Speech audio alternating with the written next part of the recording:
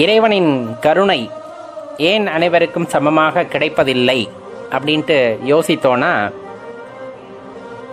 உண்மையாகவே அவருடைய கருணை அனைவருக்கும் சமமாக கிடைப்பதில்லையா, அல்லது கிடைக்க பெற்றும் நாம் அதை தவற விடுகிறோமா அப்படிங்கிறதான் நம்ம எதிர்கேள்வியா இந்த இடத்துல வைக்க வேண்டியது இருக்கிறது. இறைவனின் கருணை அனைவருக்குமே சமமாகத்தான் இருக்கிறது. அவரவர் செய்த கர்மாவை அனுபவிப்பதற்காக பல பிறவிகளை எடுத்து அதிலே துன்பப்பட்டு நசுக்கப்பட்டு இந்த மாதிரி பல விஷயங்கள், ஏன்னா எல்லாம் நம்ம செஞ்சது அதை எல்லாமே நம்ம அனுபவிக்கிறோம், அதில் எந்த மாற்று கருத்துமே இல்லை. ஆனால் அந்த இடத்துலையுமே தனது குழந்தைகள் அதிக இன்னலுக்கு ஆட்படக்கூடாது அப்படிங்கிறதுக்காகவும் அந்த கர்மாவிலிருந்து அவர்களை மீட்டு கொண்டு வர வேண்டும் என்ற காரணத்திற்காகவும் அவரின் கருணை எல்லாத்துக்குமே சரிசமமாகத்தான் இருக்கிறது. உதாரணமாக ஒரு விஷயத்தை எடுத்துக்கொண்டால் உங்களுக்கு தெளிவாக புரிய வரும். ஒரு பகுதியிலே, உங்கள் ஊரிலே மழை பெய்கிறது என்று வைத்துக்கொள்வோம். இப்போ பார்த்தீங்க அப்படின்னா சில இடங்களில் பார்த்தீங்கன்னா மழை தண்ணீர் தேங்கவே தேங்காது, ஏன்னா அது மேட்டு பகுதியாக இருக்கும். அப்படியே சடார்னு வடிஞ்சு ஓடிடும்.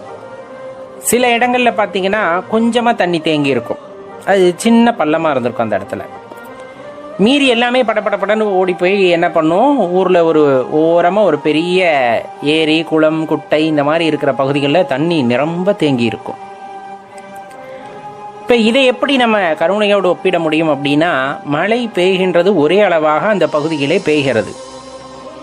ஆனால் ஒரு சில அளவுக்குத்தான் அந்த மழை நீரை அந்த மண்ணானது ஈர்த்து கொள்கிறது. தனக்கு உள்ள பக்குவத்தின் காரணமாக அந்த நிலப்பரப்பு ஈர்த்து கொள்கிறது. மற்றதை அதனால் ஈர்க்க முடியாதன் காரணமாக என்னாகிறது என்றால், அந்த நீரானது எந்த இடத்தில் பள்ளம் அதிகமாக இருக்கிறதோ அதை தேடி ஓடுகின்றது.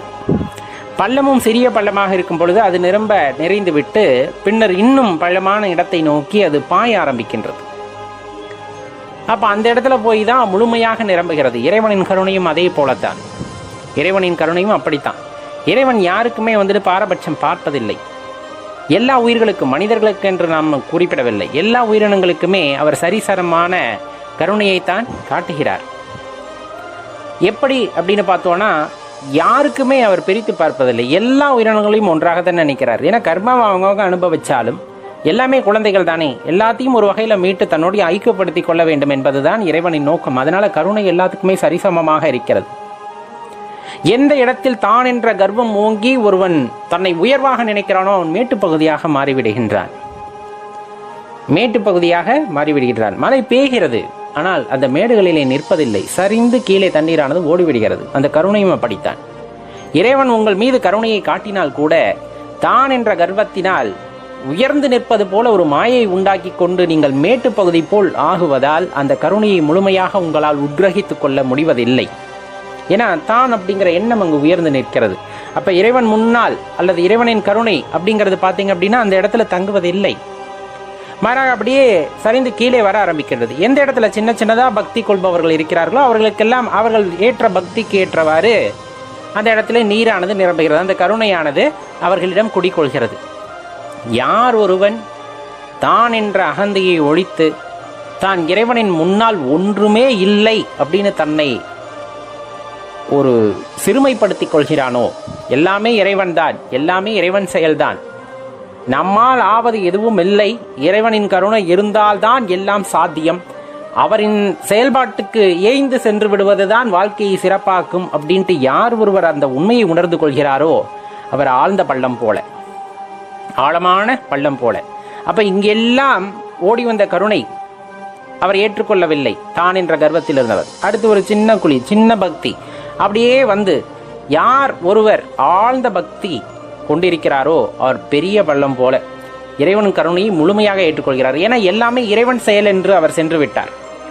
இறைவன் பார்த்து என்னென்ன செய்து வைத்தாலும் அது சரியாகத்தான் இருக்கும் என்ற எண்ணத்திற்கு சென்று விட்டதன் காரணமாக அவர் ஆழ்ந்த பள்ளம் போல, மற்ற பக்கம் பெய்த மழை எல்லாம் போய் அந்த குழியை நிரப்புவது போல இந்த கருணை மொத்தமும் எங்க போய் சேர்ந்துரும் அப்படின்னா, அந்த ஆழ்ந்த நம்பிக்கை உடையவர், எல்லாமே இறைவன் என்ற நம்பிக்கை உடையவரிடம் போய் எல்லா கருணையும் சேர்கிறது. ஏன்னா அன்பே வடிவமாக மாறுகின்றது. எல்லாமே இறைவன் அப்படின்ட்டு எண்ணம் வரும்போது எந்த உயிரினங்களையும் அவர் நிராகரிப்பதில்லை, ஏற்றத்தாழ்வு பார்ப்பதில்லை, பாகுபாடு பார்ப்பதில்லை. அப்படிங்கும்போது இறைவனின் கருணை மொத்தமும் எங்கு சென்று விடுகிறது, அந்த நபரை நோக்கி சென்று விடுகிறது. அன்பே வடிவமாக மாறுகின்றார். அன்பே வடிவமாக மாறுகின்றார் போது இறைவனுடைய முழு கருணையும் யாருக்கு கிடைக்கிறது என்றால் அந்த அன்பே வடிவான மனிதருக்கு கிடைக்கிறது. அப்ப தெளிவா தெரிந்து கொள்ள வேண்டிய இதிலிருந்து இறைவனின் கருணை எல்லாத்துக்குமே சரிசமமாக கிடைத்தாலும் நாம் உதாசீனப்படுத்துவதன் காரணமாக, நாம் முழுமையாக உணர்ந்து கொள்ளாததின் காரணமாக, அதே போல நம்மளுடைய அந்த பக்தியோட ஒரு அளவை அதிகப்படுத்தி கொள்ளாததின் காரணமாக, நான் இப்போ வச்சிருக்கிறதே பெரிய பக்தி அப்படின்னு நம்ம நினச்சிட்டோம் அப்படின்னா அது அந்த சின்ன பள்ள மாதிரி தான் ஆகிடும். அதை தாண்டி நம்ம போக மாட்டோம். அந்த கிணத்து தவளைன்னு சொல்லுவாங்களே, இதுதான் உலகம் அப்படின்னு நினச்சிக்க. அப்படி இல்லை, அதை தாண்டி மிகவும் ஆழமானது பக்தி. நாம் செலுத்துகின்ற பக்தியானது மிகவும் ஆழமானது. அப்போ மேலும் மேலும் அந்த தேடல் இருக்கும் பொழுது அந்த ஆழமானது மீண்டும் மீண்டும் அதிகமாகிக்கொண்டே இருக்கும். அப்போ பெய்கின்ற மழையை தன்னகத்தே தாங்கிக் கொள்கின்ற நிலம் போல அந்த குளத்தின் அளவு அதிகமாக அதிகமாக இறைவனிடம் நீங்கள் செய்த அந்த அர்ப்பணம் அப்படிங்கிறது அதிகமாக அந்த குழியும் அதிகமாகும். அப்போ அதுக்குள்ள நீர் வரும்போது நிரம்பினால் அதுதான் உண்மையான பக்தியாக இருக்க முடியும். அதுதான் இறைவனின் முழு கருணையாக இருக்க முடியும். அந்த கருணையை முழுவதும் அந்த இடமானது அனுபவிக்கிறது. இந்த மேட்டு பகுதி கொஞ்ச நேரத்தில் மறந்துடும். அந்த சின்ன குழி அப்படிங்கிறது கொஞ்சம் வெயில் அடிச்சுன்னா, ஆனால் இது ரொம்ப நீண்ட நாட்களுக்கு அந்த அனுபவத்தை பெற்றிருக்கும். அப்ப தெளிவாக தெரிந்து கொள்ள வேண்டிய விஷயம் அங்கதான் அடங்கியிருக்கு. நாம் செலுத்துகின்ற அன்பின் காரணமாக நாம் எப்படி இறைவனை அணுகுகின்றோம் என்ற காரணத்தினால நம்மால் இறைவனை உணர்ந்து கொள்ள முடிகிறது, இறைவனின் கருணையை பெற முடிகிறது. அளவுக்கு அதிகமாக ஒருவன் இறைவனின் கருணையை பெறுகின்றான் என்றால் அளவுக்கு அதிகமாக அவன் இறைவனை நேசித்திருக்கிறான் என்பதை நாம் தெரிந்து கொள்ள வேண்டும். உணர்வுபூர்வமாக இறைவனை நேசித்தவர்களால் மட்டுமே அந்த அளவு இறைவனின் கருணையை பெற முடியும் அப்படிங்கிறத மனதார நாம் ஏற்றுக்கொண்டுதான் ஆக வேண்டும். ஏன்னா நம்ம இன்னும் மனதால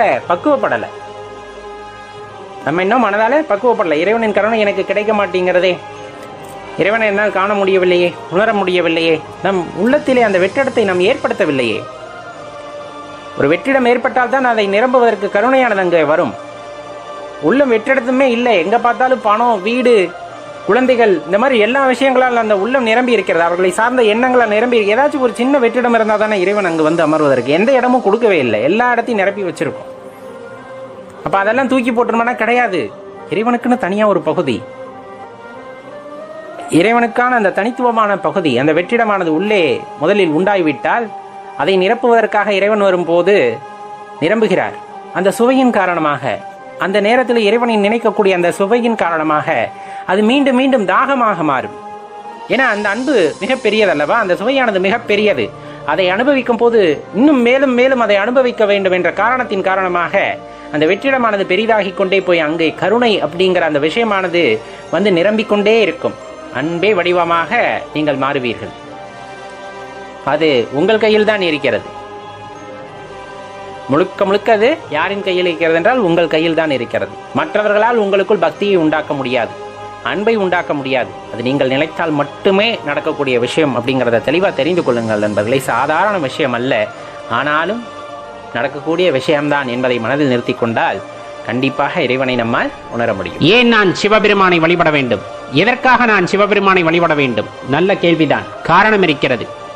இறைவனால் தேர்ந்தெடுக்கப்பட்டவர் நீங்கள், சாதாரணமல்ல, சிவபெருமானால் தேர்ந்தெடுக்கப்பட்டவர். அதனாலே நாம் சிவ வழிபாடு செய்கின்றோம். ரொம்ப எளிமையான வழிபாடு. சிவனை வழிபடுவது என்பது ரொம்ப எளிமையான வழிபாடு. கொஞ்சமா தண்ணீரும் ஒரு 2 வில்வ இலையும் இருந்தால் போதும், இறைவனை வழிபட்டு விடலாம். ஆயிரக்கணக்கிலோ லட்சக்கணக்கிலோ செலவு பண்ணி இறைவனை குளிர்விக்க வேண்டும் என்ற அவசியம் கிடையவே கிடையாது. வேதங்கள் படித்திருக்க வேண்டும், புராணங்கள் படித்திருக்க வேண்டும், இதிகாசங்கள் படித்திருக்க வேண்டும், உபநிடதங்கள் படித்திருக்க வேண்டும் என்ற அவசியம் கிடையாது. மனதிலே அன்பும் இறைவனுடைய நினைவும் ஓம் நம சிவாய என்ற மந்திரமும் உங்கள் மனதில் வியாபித்திருக்கிறது என்றால் நாம் இறைவனை வழிபட முடியும். எதை கேட்டாலும் கொடுத்துடுவார்.